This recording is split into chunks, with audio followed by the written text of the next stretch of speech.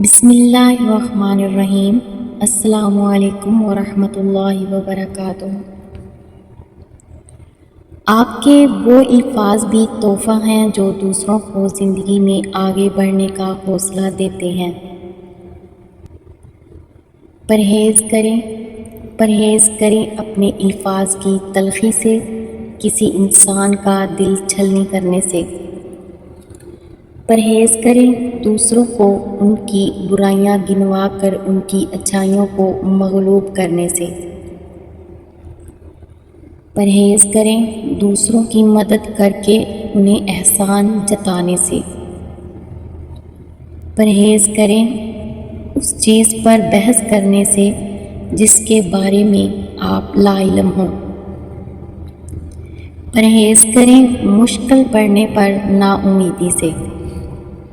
پرہیز کریں دوسروں کی زندگی میں بے جا مداخلت سے۔ پرہیز کریں اپنی تنقیدی نگاہوں سے دوسروں کا جائزہ لینے سے۔ پرہیز کریں اچھی باتوں کو اپنے تک محدود کرنے سے انہیں آگے پھیلائیں۔ پرہیز کریں نکتہ چینی سے۔ پرہیز کریں ہر اس چیز سے جو بدعت ہے، قرآن اور سنت کے مطابق نہیں ہے، اس کو عمل میں لانے سے۔